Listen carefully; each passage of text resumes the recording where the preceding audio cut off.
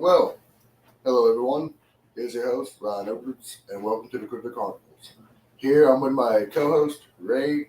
Sorry, Adolph wasn't able to make it today, and sorry that we are a little bit late today. Last night we had just scheduling issues, technical difficulties. You know how it is. Hopefully soon, scheduling wise, we'll be able to fix that. But for now, we are just starting, and we'll work along the way. Yeah, like this is only episode 3, so we're still trying to work on okay, when do we even really want to keep a Saturday night still? Like, we need to work with everyone's schedules, like especially me and co-hosts, guests. It's kind of hard to do it all, but we're still keeping with it. We're still gonna be here for you guys. And real quick, let me just introduce my co-host here because you guys have not seen him yet. Yeah. So, Ray. So as you said, my name is Ray. I'm not like a major cryptic as he or every any of the other viewers here, but I've always did have an interest with cryptids like Bigfoot, chupacabra, stuff like that. I think what really got me into it was the show Destination Truth. I remember as a kid, I was just flipping through channels, and then I think it was on Discovery, right? I believe it was. I think it was Discovery. I think I used to watch on I think it was Sci-Fi. Sci-Fi channel. Actually, like the yeah, original it was Sci-Fi. Yeah, I always went to Sci-Fi channels because I'm a Sci-Fi fan. But I remember seeing the show, and they'll be going around Josh Gates, right? Yeah. I'd say he's probably one of the people that in the cryptid field I look up to, just because and what Lost Tapes, that was another one too. Yeah. As a kid, obviously, the footage wasn't real. I always thought it was real, but eventually it's oh no, it's like a depiction. But I think one of my favorite episodes would have to be Thunderbird. Yeah. That was what really got me hooked. It was the one with the 2 kids. Yeah, and, skateboarding. One gets picked up and flown away, and one comes and he's like, "Where's my little brother?" And then he's discovered 2 miles away or something. It was a mix of horror, but it was Yeah. It's funny when I talk to people that are Lost Tapes fans, they always bring up Thunderbird episode. I think that's the one that resonated with us the most. Is we were little kids back then. Yeah, we like to go out. A lot of kids like to go out. And having a big bird just swoop down and take you out, it's that's terrifying. Yeah, and it's interesting because there is precedent for that. Back in the 70s in Lawndale, Illinois, a man named Marlon Lowe was actually picked up by a supposed Thunderbird.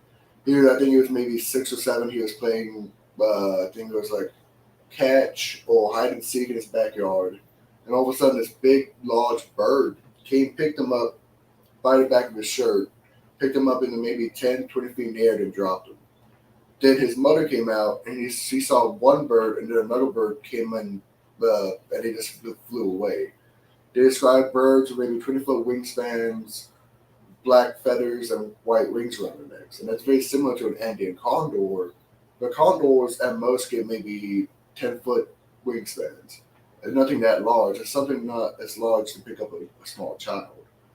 And in the fossil record, it shows that our ancestors were actually picked up by large birds. The Tong child in Kenya was actually an Australopithecine, which is one of our early ancestors. And we thought originally it was maybe killed by a leopard because there was a puncture hole in the eye socket and puncture holes in the back of the skull. But when they looked at the area it was found in, it was actually a bird's nest, an eagle's nest. So it shows this young child of an Australopithecine was actually picked up by, we think, an African golden eagle and fed upon. So we kind of have that innate fear of things that fly above us. Yeah. And that kind of does segue straight into this episode because today we are wanting to talk about the fossil record and cryptozoology. With me, I do a lot of research into the paleontological aspect of cryptozoology, the natural sciences behind it, and there are many correlations between the cryptids seen around the world and the fossil record. For instance, if we look at the creatures seen in Africa, the Mokema Bembe, the Nguna Monin, all these are what we used to call living dinosaurs, or relic dinosaurs. For instance, let's look at the Mokema Bembe, for instance. Mokema Bembe means the one that stops the flow of rivers. The native Lingala language, people talk about it. They say it looks like an animal with a elephant-like body, elephant-like legs, a long serpentine head and neck, and a long serpentine tail. If you look at the description, they're almost pretty much describing a sauropod dinosaur. Sauropods, like if you've ever watched like Jurassic Park, the ones with a long neck with a little head, Yeah. big body, those are sauropods. And a lot of people believe, well, they just got really big. There were smaller instances, like here in Texas, we had the Allosaurus. Allosaurus was maybe only a couple of tons in weight, and that's small for a sauropod. That's great.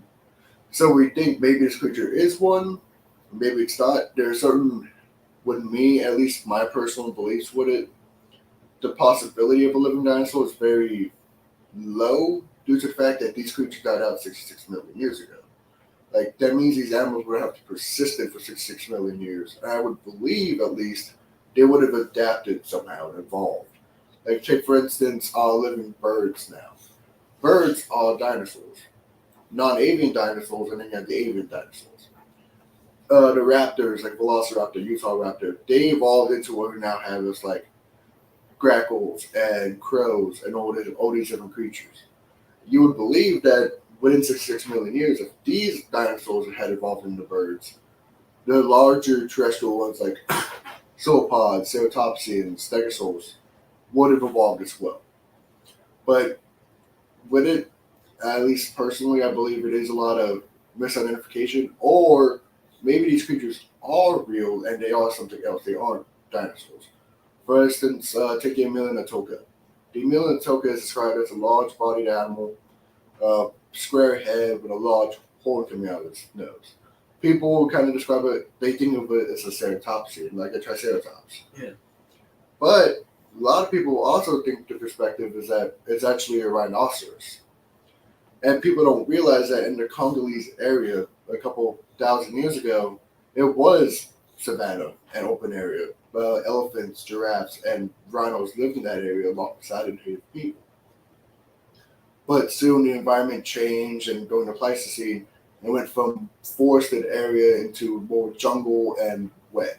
So, of course, the rhinoceros and all these large mammals moved out of the area. So, what my belief is that these creatures could be what you call a cultural memory.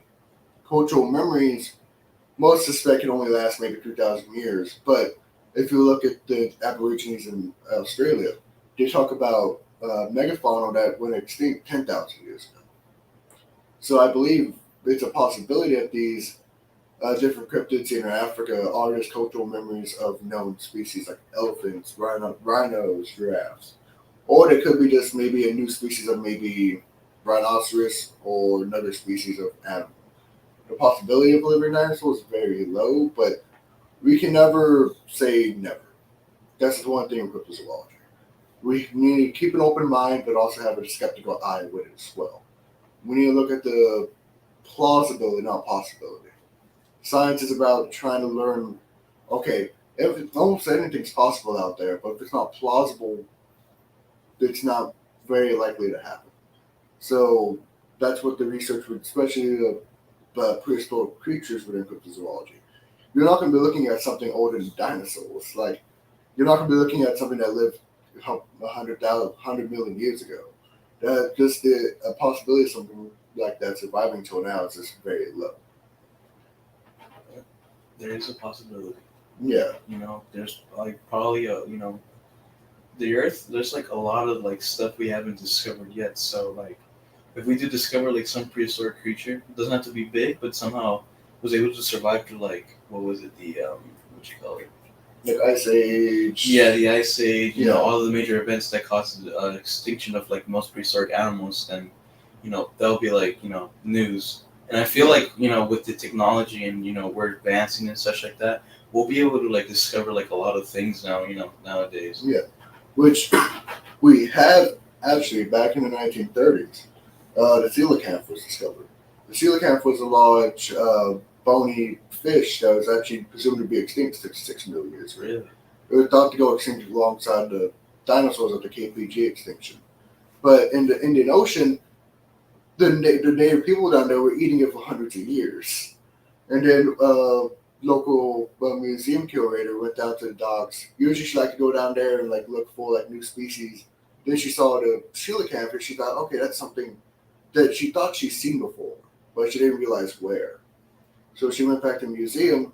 looked in the fossil room and saw the exact same fish, the coelacanth. And she thought this thing was supposed to go extinct 6 million years ago. So she went back and got a sample of the animal, and now, boom, it's what you call Lazarus taxon. Lazarus taxon are species that are presumed to be extinct but are not. For instance, a lot of people think of the thylacine, the Tasmanian tiger, Thylacinus cynocephalus.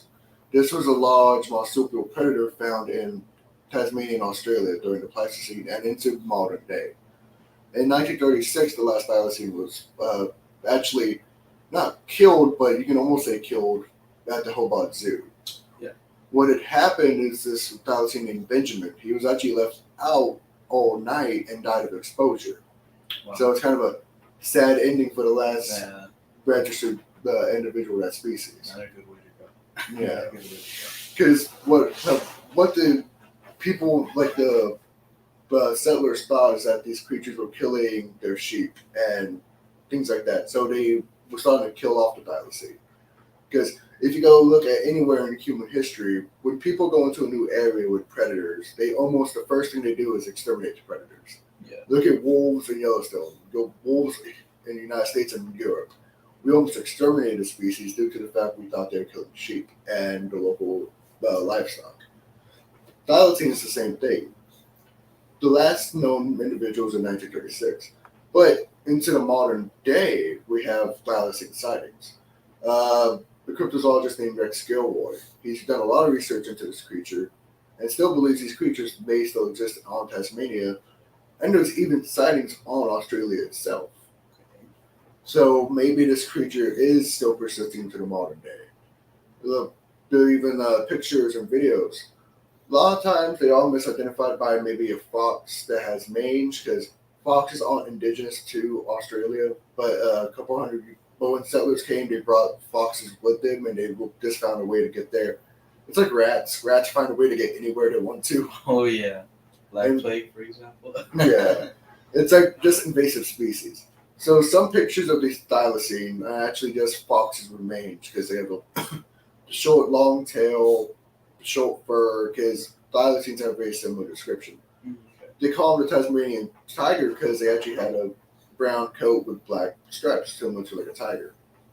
The thylacine is actually a perfect example of what we call a convergent evolution.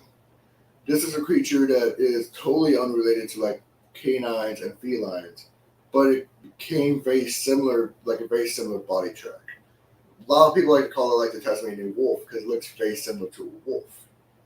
For instance, if you look at the skull of a thylacine, I believe at Oxford University of Anatomy, they always like to trick up their students on their tests. They bring a thylacine skull and they say, okay, what is this creature? A lot of people say it's canine. And these are trained anatomists that say this. But it's simply due to the fact that it's so similar in like at least morphology to like modern canines. Yeah. So this might be an example like a Lazarus taxon, a species that's survived into the modern day, but it's presumed to be extinct. Hopefully, eventually we'll find more, supposedly extinct but are actually alive. And hopefully, with science, we'll be able to preserve, study and learn more about them and, more of the past. Yeah. Like I know, trying to remember the host name of it, but like extinct or alive on Animal Planet. This guy, I know he's done a lot of research into like persisting Lazarus taxon. I know he's actually discovered a couple of new species that was presumed to be extinct. I know one species, Galapagos tortoise, was presumed to be extinct past 100 years, but he was able to find the last living member on an island out there. Wow. So there's a lot of people out there looking for these presumed to be extinct species and not finding them.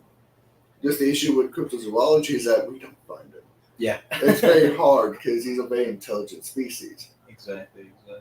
Like people don't realize that predators are very intelligent because they have to hunt for their food. They have a natural intelligence to them. Herbivores, you got food everywhere pretty much. If you're a cow, you got food everywhere. You got grass. Sure. With a wolf or a lion or something like that, they have to think out their hunting strategies. They have to think. They have that intelligence. And a lot of these cryptids are predators themselves. And they are more what you call like Cenozoic life, the Ice Age mammals, like for instance, behind me we have the dire wolf skull, the short-faced bear, the American lion. All these creatures supposedly died out less than 11,000 years ago, and these would, I believe, are the ones that would be more likely to be found. Yeah, that doesn't sound too far ago, but hopefully, eventually we'll find it. Yeah, like for instance, up in Alaska, the short-faced bear. A lot of people have giant bear sightings up there, and people have actually shot these creatures. And have done DNA testing and shown that they have grizzly bear in them, but some have actually come back and shown there's like 10% of an unknown bear species. And some people believe it could be these short-faced bears that maybe have persisted into the modern day. A little about the short-faced bears that in modern media, people see it as like a giant super predator. Like I remember a couple years ago, Joe Rogan on his podcast was talking about short-faced bears, like it's some type of giant monster that lived in prehistory, which it is, but modern testing has shown that these weren't actually just super predators, these are super scavengers. Oh. Like if you look at the skull of a short-faced bear, the large olfactory area, this creature had a great sense of smell. Yeah. And what it would do is actually look for carrion, like dead animals. Like for instance, let's just say a pack of saber-toothed cats has killed a mammoth. It would go in its size. These creatures, if they stood on their back legs, they would be like 13, 14 feet tall. These are huge animals.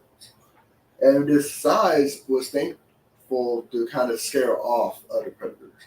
They don't even have to get in a fight, they can just scare them off. Scare them off, and there you go. Food's for the taking. Yeah. That's cool. And one cool thing about these, what we call Tremarcine bears. Tremarcine bears are like the sub-order of the like short-faced bear Octotus. Even the modern spectacled bear is the only living species of this group. Like if you look at a spectacled bear in South America and then like a grizzly bear, you can tell the difference. They have a shorter skull, shorter muzzle, larger body.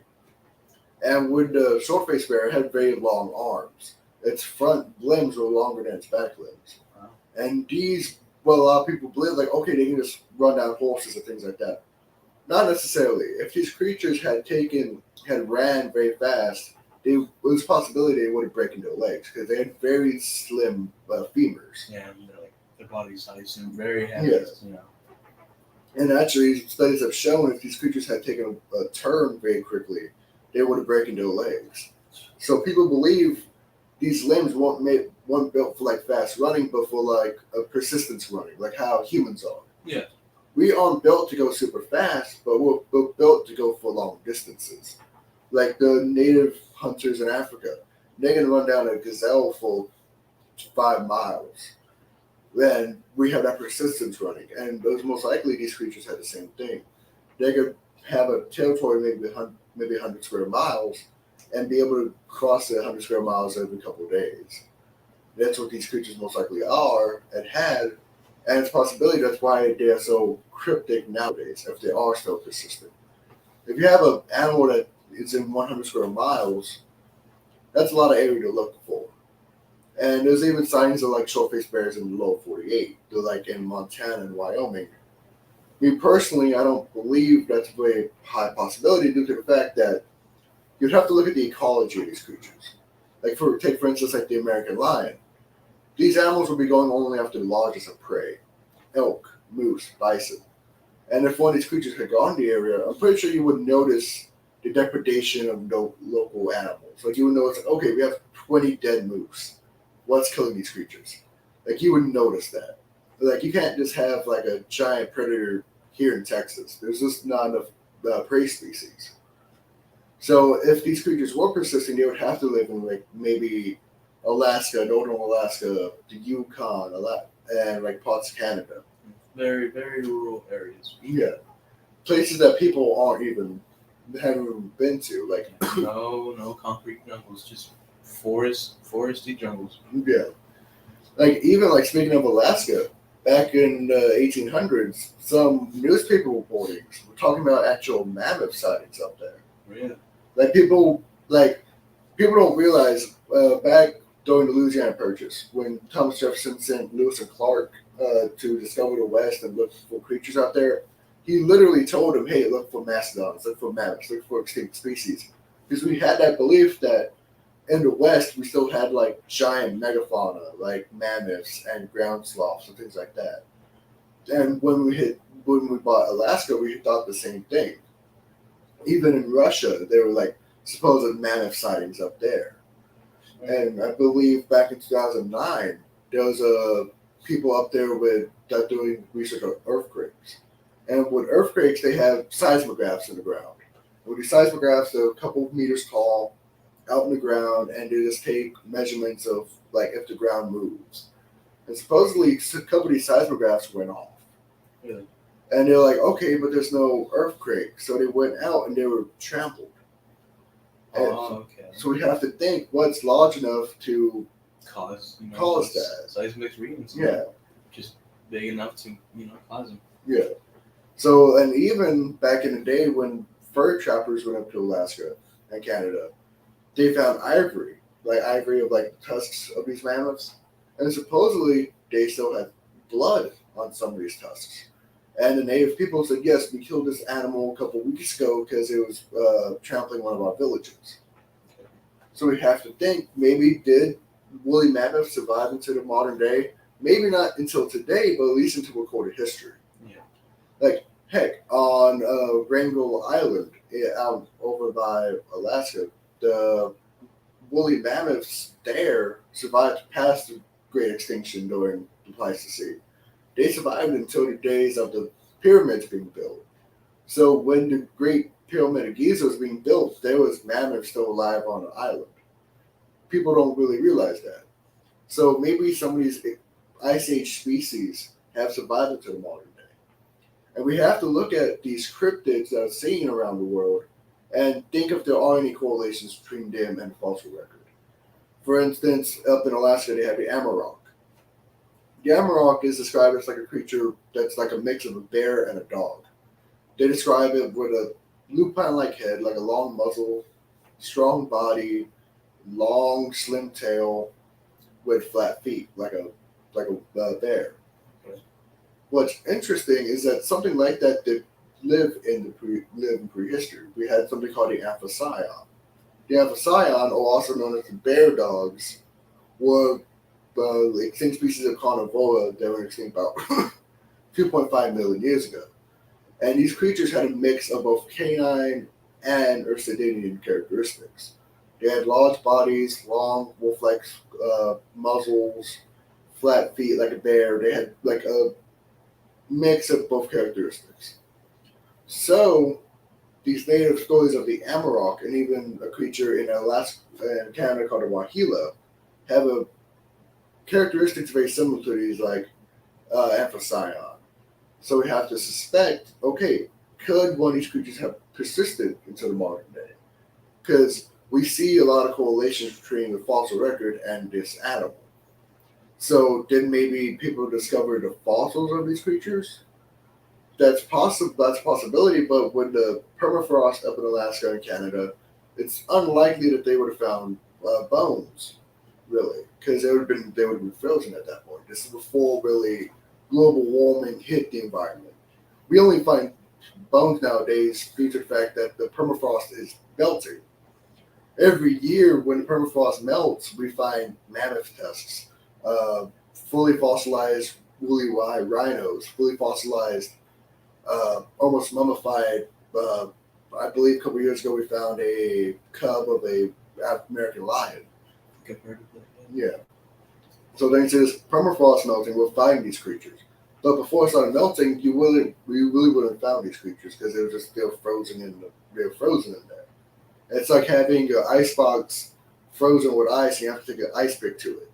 Yeah, that takes a long time. Yeah. So. Like I remember my grandparents were like, yeah, look at your ice boxes. These were literally ice boxes. They had to like pick at to get food out. I'm like, okay, I don't want to do that. No. So it's been very similar to like finding fossils back then. Like even one big group of cryptids that are now seen nowadays is like Bigfoot. There are certain correlations between Bigfoot and the fossil record. Like a lot of people look at paleoanthropology, like Neanderthals, Paranthropus, Australopithecines, early human ancestors, and correlate those to Sasquatch. Others suspect and look at maybe, for instance, like Gigantopithecus, Danuvius, Dryopithecus, other ape species that correlate to the Sasquatch. Like if you look at the morphology of Bigfoot, a 9 foot tall bipedal creature covered in fur, highly cryptic, highly intelligent. This almost fits exactly with the fossil record. This fits almost exactly with prehistory. So it's a possibility maybe they've adapted thanks to the megafauna of prehistoric North America and Asia and other parts of the world. And like even in Australia, Australia is maybe the most famous area for megafauna due to the fact that these creatures were just giant versions of what they have now. Like, have you ever seen like a picture of a wombat? Like, Wombat. I've heard of it. I can't remember. it's like a little marsupial, about maybe that size, covered in fur. It's kind of cute actually, and they live in little burrows underground. And the wombats, I think they get maybe 20, 30 pounds at most. But back in prehistoric Australia, they had a creature called Diprotodon. Diprotodon was pretty much a giant wombat. They got to the size of a bear or a rhino. Wow. And then you had Procoptodon, a giant Australian kangaroo that stood 9 feet tall. Then you had giant koala species. You had Thylacoleo. You had all these giant species. Even Megalania. Megalania was a giant Komodo dragon-like lizard that reached almost 20, 30 feet long. Man, we had a lot of large animals back then. Yeah. People don't realize that back in prehistory, the animals got larger back then because they just it was colder. In colder environments, animals get larger. Something called Bergman's law. That's why, like in Alaska and Canada, you get a lot of larger animals. And in Africa, it's kind of the exception to the rule in Africa. But that kind of you have to deal with the extinction. Why people believe megafauna went extinct during the Pleistocene. Some people suspect we have megafauna in Africa still due to the fact that they lived alongside humans. They learned how not to get hunted. They learned how to avoid humans. Once humans entered North America and South America and Asia, these animals didn't live alongside us. So when we got there, they didn't know that humans were a threat. So a human could walk right up to a mammoth and hunt them. Yeah. And that's like what you call the overhunting hypothesis with the megafauna extinction. Me personally, I don't really kick into that theory due to the fact that if you look at Paleolithic sites like Clovis Man back in the day, there's maybe 12 kill sites around the globe, around North America that we know of, and only 2 or 3 different species are known from there.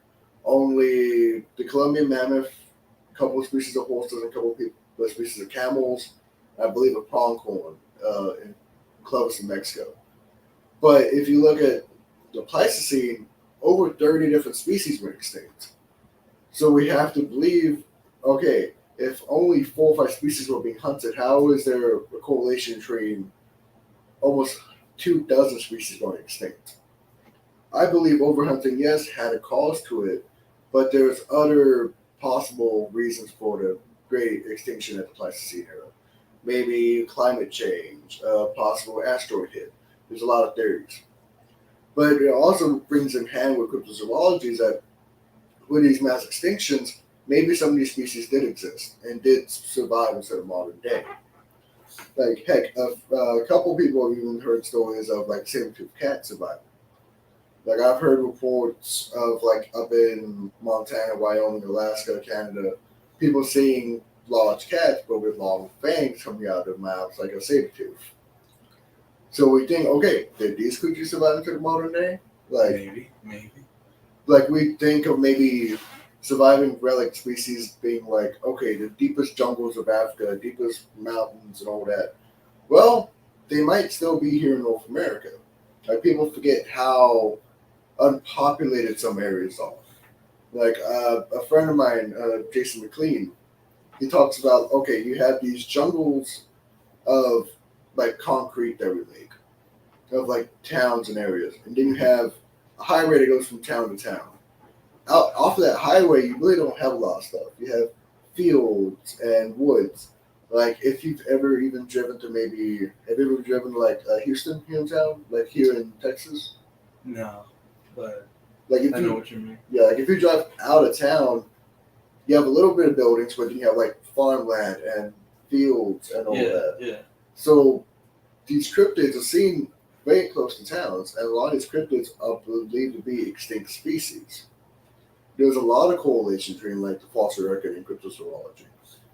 And like we have to suspect, okay, one thing with cryptozoology is that when I come at the perspective is what are these creatures? Of course, there's signs of like Bigfoot, Dogman, Thunderbirds, and all this. And there's a lot of researchers that just look at the eyewitness sightings and look at the theories like, okay, like what are they? That's my perspective. I want to look at okay, every living creature here on Earth has a natural history. They don't just pop out of nowhere. It's not magic. So where are these creatures come from? What are their origins? Are they prehistoric, which a lot of people suspect these cryptids are? Most likely, yeah. Yeah. Or are they maybe some type of animal that has evolved off of another species? Like are they a mutation? Uh, Take for instance like the black panther seen here in North America. Are they a mutation of melanistic cougars? Are they an extinct species of feline like the Panthera atrox, the American lion? There's all these theories, and we have to look at the fossil record for these answers due to the fact that there are many correlations. Like with the Bigfoot hypothesis, a lot of people suspect, okay, maybe it's Gigantopithecus, maybe it's a Paranthropus. Well, you have to look at not just the morphology, but also the behavior sets. Like with the, not to get too off topic, but with the Giganto theory with Sasquatch, that was a major theory back in the when it was just for being first talked about, like by like Dr. Wilbur Krantz and other researchers like that back in the early days of Sasquatch. But nowadays, we really don't talk about the Giganto theory due to the fact that just because Gigantopithecus was a giant ape in China, it stood maybe 9 feet tall. We don't know if it's bipedal or quadruped. We don't know if it was like a giant gorilla or like walking like a man. I suspect it was most likely like walk like a giant gorilla. It was a knuckle walker. Yeah. Due to the fact that just the how the skull is and the morphology suggests a quadrupedal stance. Sasquatch is of course bipedal. And a lot of people thought, okay, Gigano must be Bigfoot just because they're the same size. That's like saying a chihuahua and a rabbit are the same creature because they have large ears and small and furry. Just because they look similar doesn't mean they're genotypically similar, like genetically similar. So we're looking at other perspectives like Paranthropus. Paranthropus was a large, robust Australopithecine from about 2 million, that went extinct maybe zero point 0.5 to 1 million years ago in Africa. They had large skulls, robust jaws, a sagittal crest on the back of the head. Like if you look at the gigantoscope behind me on top, that little like crest of bone on the back of the skull, that's a sagittal crest. That's built for large temporalis muscles, large chewing muscles. Humans, we don't need that because we're not really chewing anything that hard. Yeah. So we have a flat skull. With Sasquatch, people reporting having like almost like a domed skull, suggesting a sagittal crest. The only real species of human species that has sagittal crest is Paranthropus. So a lot of people look at that as maybe an explanation. So we need to look at maybe the past to try to solve these mysteries of modern day.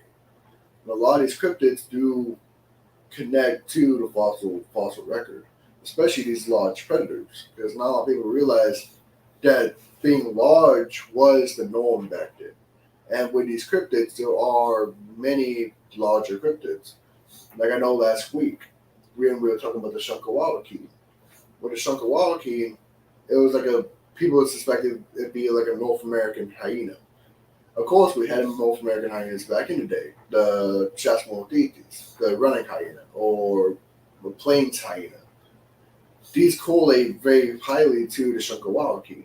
Are they the same creature? We don't really know. We don't know until we have like a body of an unknown species, until we find a Bigfoot body or a Dogman body or something like that. We can correlate and speculate. Like I like to say, cryptozoology is a science of speculation. Like we don't really know what these species are. We can only guess. But with us, we want to make sure it's an educated guess. We don't want to be like, okay, it's just this creature with no research. It's like saying like when people believe, oh, mermaids exist. It's like, well, let's look at the possibility. Let's look at the evidence. We had a couple years back the aquatic ape theory. Like, did you? I believe it was like 2009. Did you ever hear like mermaids, the body found on like Animal Planet? Yeah. That was literally a fake documentary. Like, they talked about something called the aquatic ape theory. The aquatic ape theory states that humans were being pushed to the shoreline to hunt like shellfish and crabs and like that. And sooner or later, they started really going into the ocean and became aquatic. If you look at human anatomy, that's very unlikely. People correlate things like the webbing between our hands and like this with the webbing between our fingers.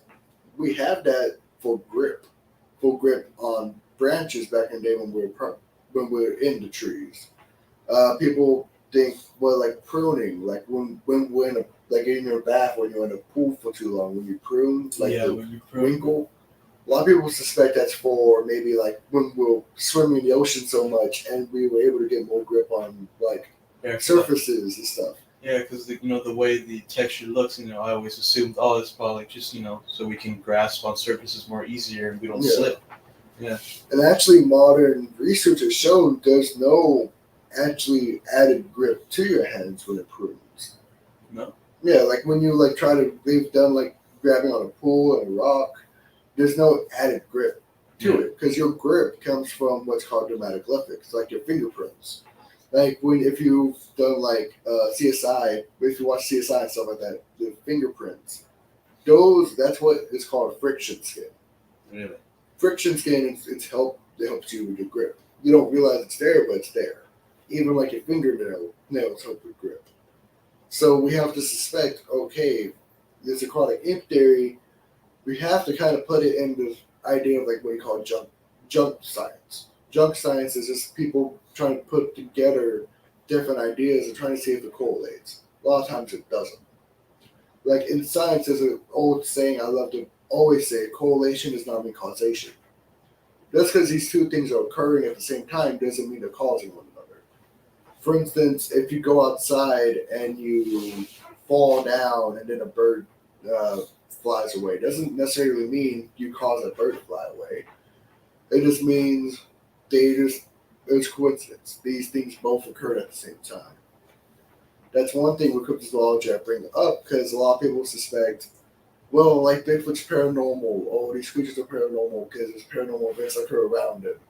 Well, that doesn't necessarily mean they're paranormal. We have to see if, like, okay, just because these two events are correlating doesn't necessarily mean they're causing one another.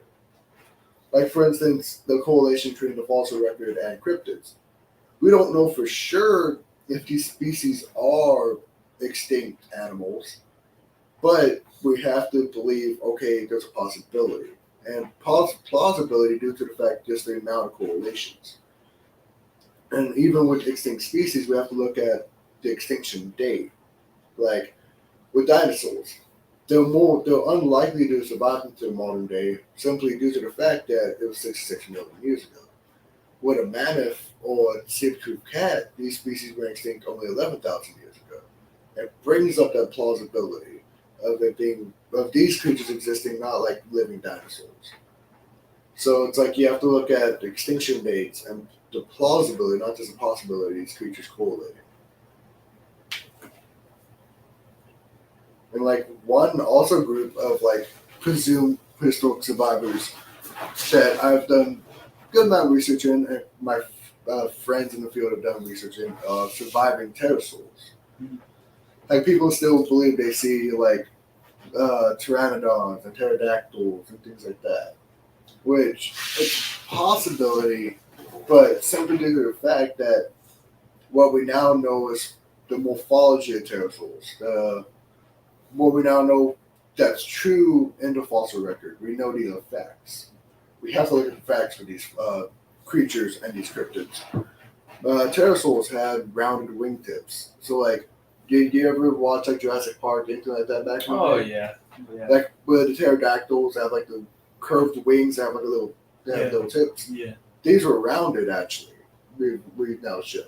Oh, okay. And they had what you call pycnofibers. They almost look like they had fur all over their bodies. And these would actually help with drag in the air. They had air sacs in their body and on their wings that would have been clearly visible. During the Cretaceous era, there weren't really any small pterosaurs with long tails. Like there's people nowadays that have sightings of Rhamphorhynchid like pterosaurs, but the Rhamphorhynchid pterosaurs died out during the Jurassic era. This was more than 150 million years ago. So, with it, a creature surviving that until today that has that description is very unlikely. Of course, there's people that with different perspectives. For instance, we have people that believe the Earth is 6,000 years old. I respect people's opinions and things and their belief sets. It's just that my data shows differently. Doesn't necessarily mean I'm correct. I could be wrong, and the other person could be correct. We don't know for sure. But the data does swing to a certain side, though. We always should see that the truth of science. So with these like pterosaur sightings, people see like scaly, almost like flying lizards, and like they almost describe like dragon-like animals. And we now know from the fossil record this never existed really. Pterosaurs were a lot more less bird-like. They had pycnofibers, almost like feathers.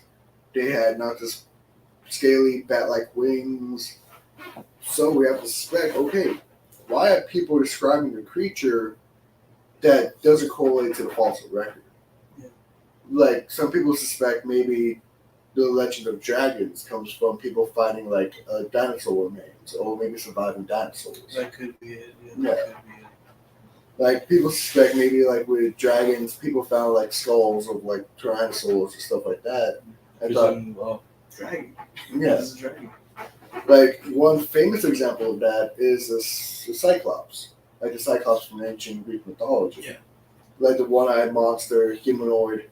We now know the origins of these creatures. They come from mammoths, from elephants. Oh. If you look at a skull of an elephant, the eyes are on the side, and then you have one giant hole in the middle of the skull. That's where the trunk comes in. Oh, okay.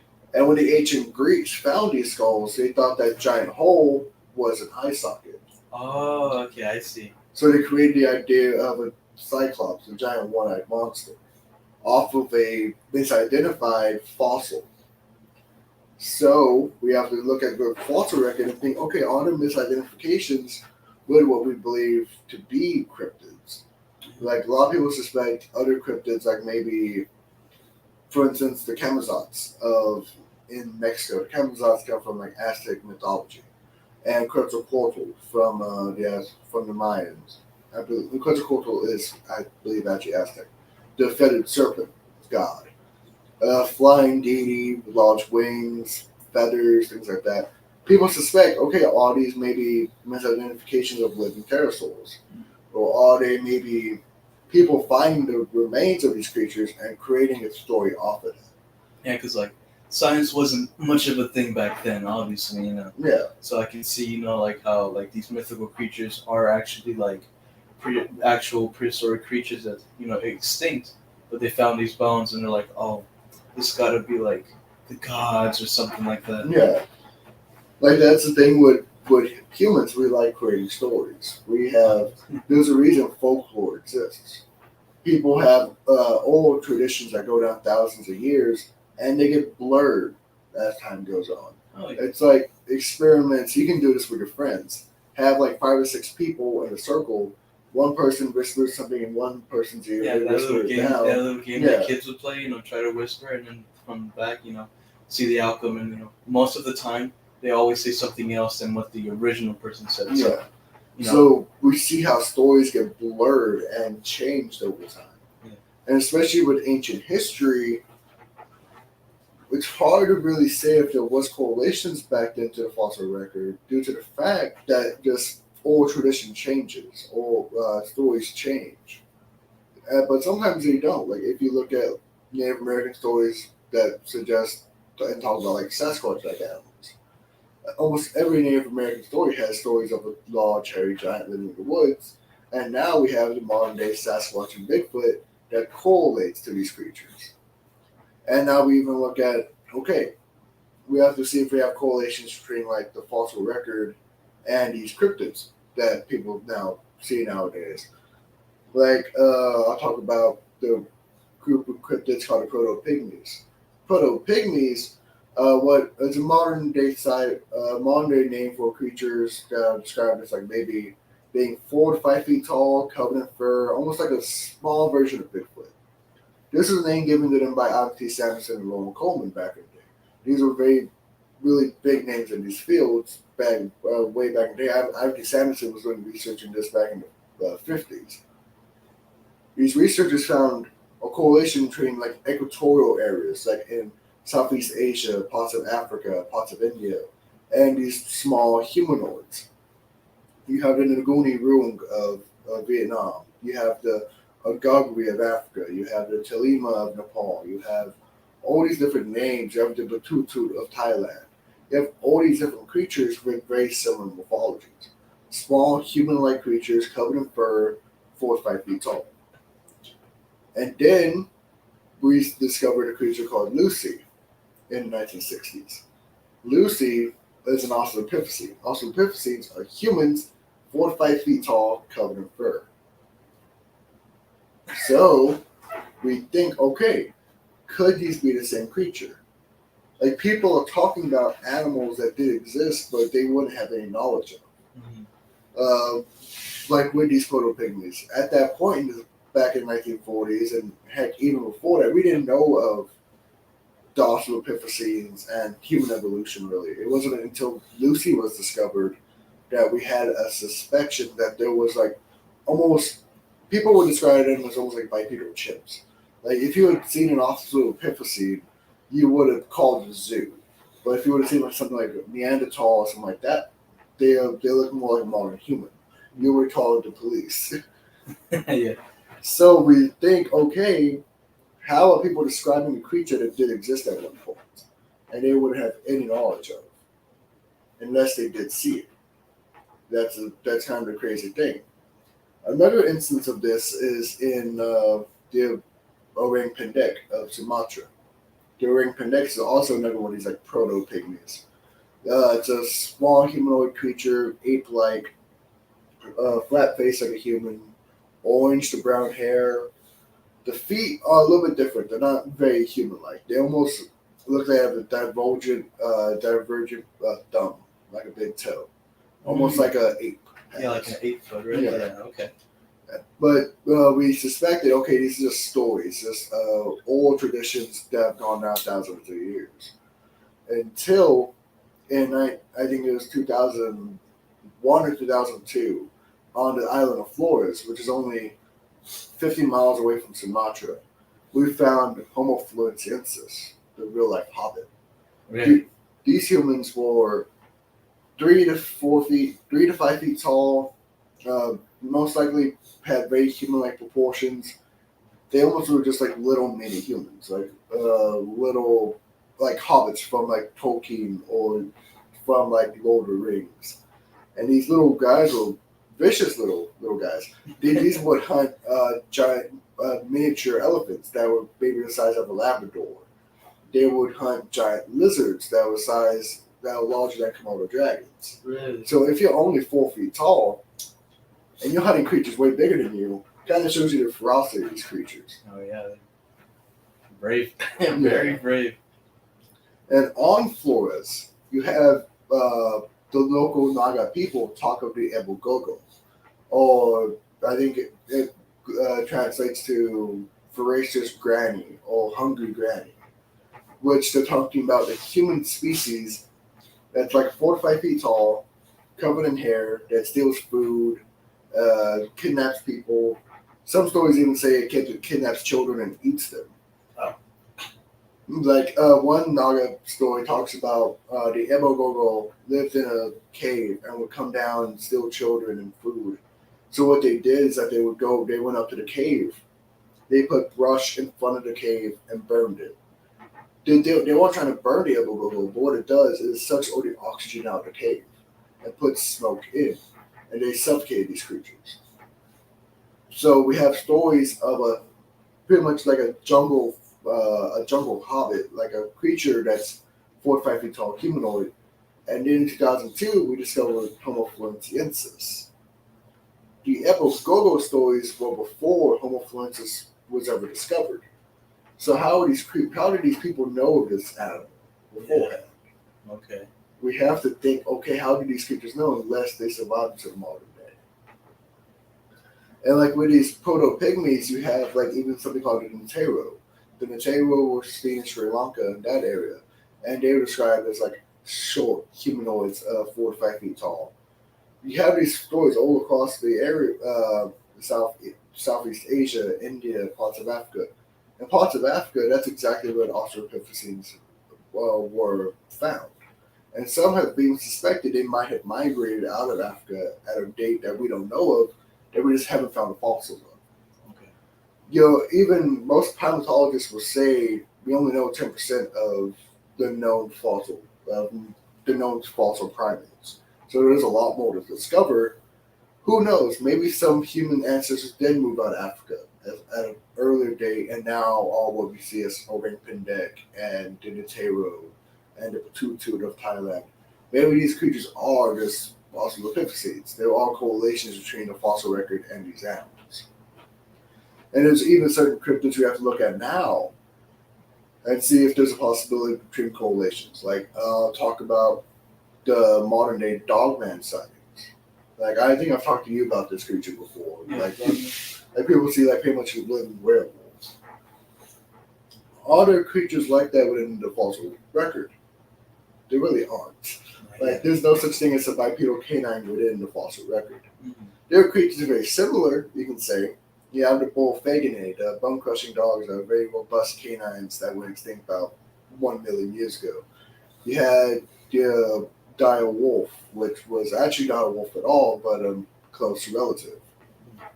So we have these correlations, but we have to really grasp at straws to say these creatures are what we now know as dogman. Because with the dogman, of course, it's bipedal. There's no precedent for bipedal canine. So we have to look at cryptids like that and suspect, okay, are they from another origin? Do they not originate from the fossil record? Are they maybe something paranormal, ultra-terrestrial, something different, not something physical? So like with the dogman phenomena, like with you, Ray, do you think maybe it would be something physical or maybe something like more paranormal?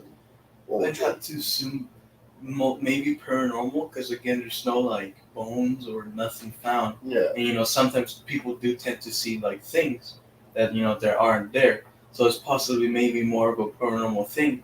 Otherwise, when we find like these fossilized, like unless someone takes a picture or we find bones of supposed dogmen, then for now it's just paranormal. I assume just paranormal. Yeah.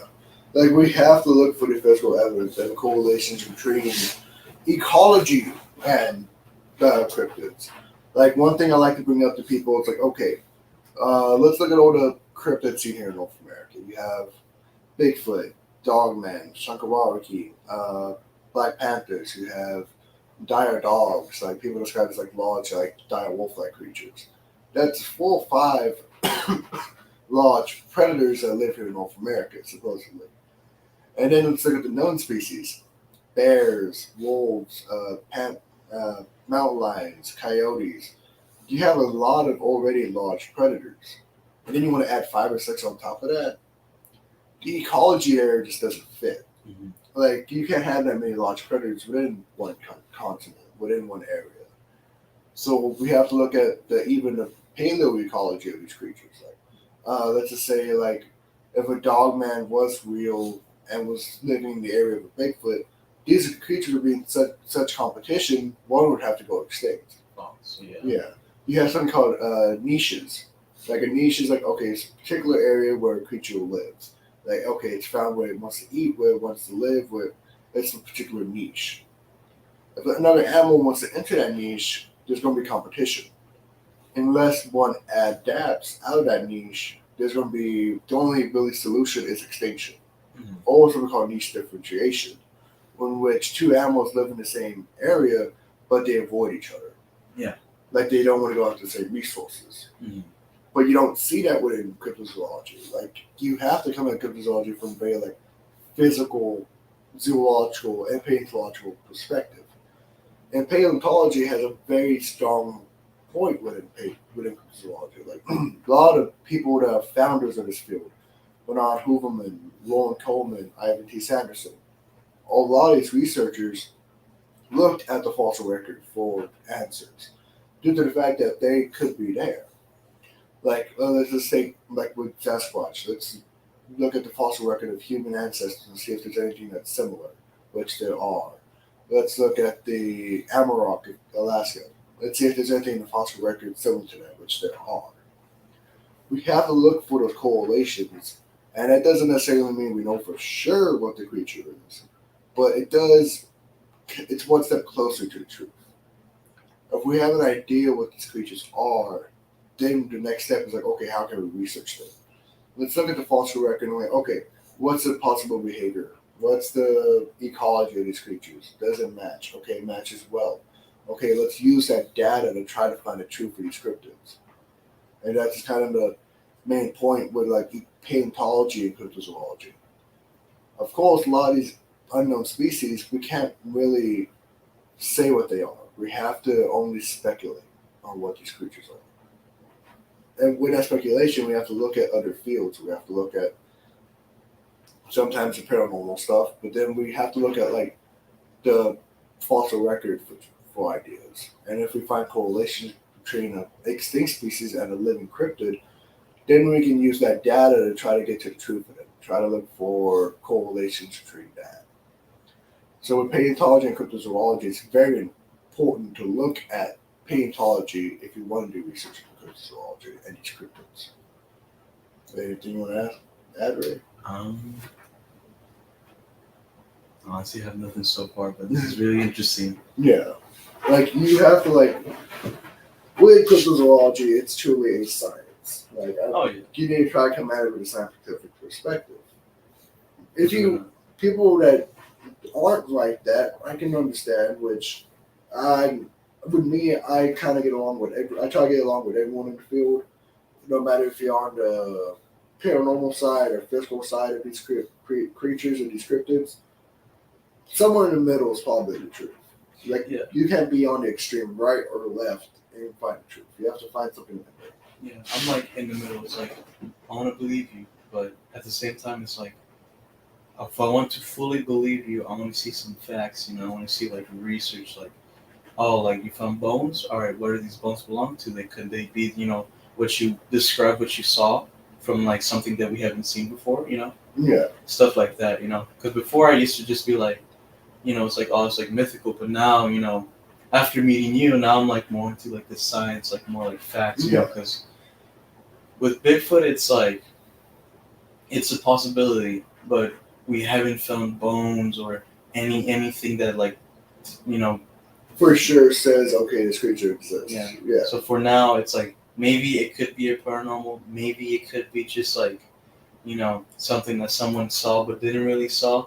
Yeah. But like the only like identification. Yeah. But the only like, for I know the only that's keeping me to believe maybe he is real is with the foot where people find foots and they plaster and then with science is it's not like they just like found like this wood that's like shaped like a foot. I think if I remember, I don't know if you told me or I saw somewhere where it showed like people like try to like create a diagram like with like how a foot would look, and if this foot is real, and it's a possibility that maybe there is a Bigfoot. Yeah, like a researcher, a guy I've talked to with before, Dr. Jeff Meldrum. He's done a lot of research into the full morphology of Sasquatch, and it shows there is a creature behind these footprints. Like there's something called like there's dermatoglyphics. There are certain movements within the foot, like that a wooden print wouldn't be able to do. Yeah. So there is that science and that anatomy behind it. Like you have to look at the scientific side of these cryptids, and that's like one thing with Sasquatch. I'll talk about. With Sasquatch, we have a lot of science behind these creatures. We have the ecology, the anatomy, all these things. But with other cryptids, you really don't. And I don't know if that's maybe because they just haven't got the attention that they should have. as much. Yeah. It's like we have all this technology, but like, why haven't we, why haven't we really like gotten more information from this cryptid? And maybe that's why, they're not really getting much of the attention. People are, sometimes people are like afraid. I don't want to really waste my time on finding something that isn't real, which sucks. But it's like I can see the point. What if it's just like a made up story and you wasted like this amount of time trying to study it to find out, oh well, this is not a real thing. And then there's even ridicule. Like if you say, "Oh, I believe in Bigfoot," how many people will look at you different after that? Like they might just like scoff at you, like, "Okay, you're crazy." Yeah. You have to deal with that ridicule in this field. And that's why, like, a lot of these cryptids haven't got the attention I believe they should. Like, Chunkawawakeen, if you say that name to anyone, only really people that do a lot of research into cryptozoology know what they're talking about. Thunderbirds, they're getting a little bit more attention in modern day, I've noticed. Oh, yeah. Like, with things like Mothman, creatures like that, they're getting a little bit more attention. But, like, I'll talk with Mothman, they get the most sensationalistic perspectives, I like to say. The more movie monster. I mean, there's a museum for it. They have a statue built in that little town. Point Pleasant. Yeah, Point Pleasant. Yeah, like even I'm pretty sure when Adolf was with you, he talked about it in the game. In Fallout 76, it is in Virginia, and it has that little town where you can go into, and it has a statue. It has like a cult. Who they believe like, oh, this is like our god or savior, the Mothman. And it's like, in the game, obviously what's cool about it is they like with Fallout, with all this radiation, it like mutates these animals into like bigger, like prehistoric wise kind of like, monsters, and it's possibility that maybe this Mothman was probably the cause of this radiation, which I think it fits well in the universe. It's like maybe it's not real, but these cryptids were created by this the nuclear explosion, the radiation that mutates them into like these big creatures like the Slothman, the Snotty-Gaster, things like that. The Wendigo, Mothman. Yeah. 'Cause I've seen them in the game. It's cool, and knowing Mothman, like you said, it's like idolized, like monster, like movie monster. Yeah. Like even like I know even the Grafton monsters in like Fallout 76, and that's a cryptid that hasn't gotten a lot of attention. Which was really interesting for Fallout, the people that worked on the game to include that monster in. Yeah. And I hope I heard they're gonna be working on a new game after they finish with the Skyrim game. Oh wow. And I'm hoping that wherever the setting's gonna be, hopefully they add more like cryptids, because that was a really like interesting like thing that they did. Yeah. Because I don't believe I didn't play much of the Fallout games. The first one was the fourth, but I do believe that maybe 76 might have been like the first game where they introduced cryptids like that. I could be wrong, but that's what I believe it is, because I know one other game that had like cryptids in it, but it was like a side thing. I think it was Far Cry, I believe. I think Far Cry had cryptids in them. Oh, Far Cry, yeah. Yeah, and it had Yetis, I think.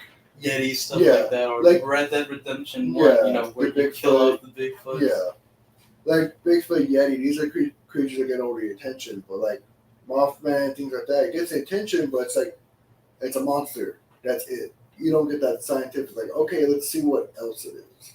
And have you heard of Until Dawn? Yeah. Yeah, where like the creators of that game, they bring in the Wendigo. Wendigo, yeah. And I'm hoping, they already made a couple games. There's one, Man of Medan. I don't know if you have heard of that game. I think I've heard of it. It's about like this ghost like warship where like it makes you see things like that. Like I'm hoping, the people that work on those games, eventually they'll be able to include like more cryptids. Yeah. Like obviously, it's like, oh, it's gonna kill you, but it's like in a way it shows, makes people think like, oh, what's that? And they go on Google and search up like what that creature is and all that. Yeah. Mm-hmm. Which I hope to see more in their future games. Upcoming games that they make soon. Yeah. Honestly, this could be probably another podcast episode right here, cryptozoology and media, something And like media, that. yeah. Hopefully we can get Adolf because he's mostly like the more video game guy. Me too. But it's like I have a terrible memory, so probably with him, he'll be able to speak much more on that. Yeah. But I know with that, like this closing statements with cryptids and the fossil record, there are all correlations there. And if we want to look for the truth for these creatures, we have to look at different perspectives. And the past is a great area to look at. There are creatures that have gone extinct or presumed to be extinct that have connections to these cryptids nowadays. And so we have to look at the past to look for the truth in modern day. So we just got that, and I know this is a pretty good episode, so we'll probably be closing out pretty soon. Mm-hmm. So with it, I want to thank Ray for coming on. Like I know Adolf wasn't available, so yeah. Honestly, I have you in case we ever do me and co-host. You did pretty well today. Yeah, thank you. I don't know if I want to say you did better than Adolf. Oh no, honestly Adolf did better. He probably talked way more than I do. Honestly, no, I think you did a little bit more talking than him. Really? Okay. So actually, down in the comments below, people watching this, you guys vote. See who you guys want. Adolf or Ray? I mean, I don't care. I think Adolf. Let's see. Like I want to see the viewers decide on that. Also, I have this one question that is a possibility.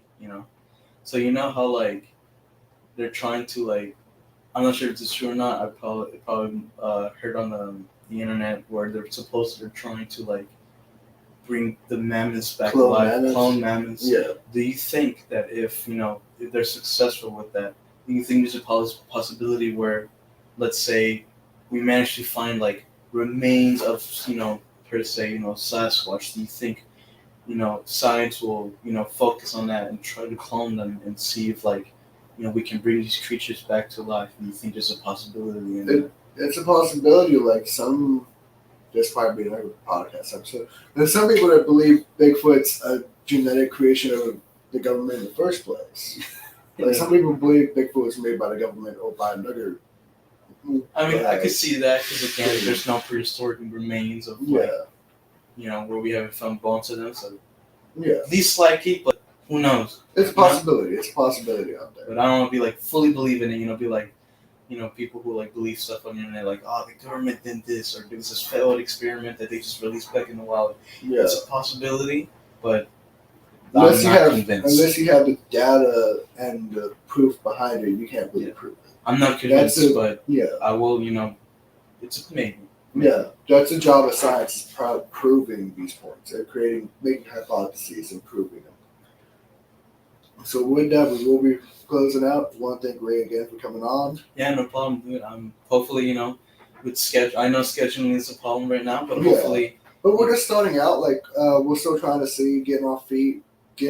We're really just getting our feet wet at this point. We're not really just jumping straight into it. We're trying it out. Hopefully we get, if we get more of a following, then we'll start, doing more. We'll try our best to fix our schedules where we can come on and help you out with the podcast, with the live stream. Yeah, because here we want to make sure we're here for you guys. Like you guys are the viewers. You guys are the ones that really help us out. And hopefully some of you guys are still watching because I know this is the end of the video. Most people just leave 5 minutes in. But if you're here now, that's awesome. If you have stories, be sure to email him. He's going to leave the email down in the description.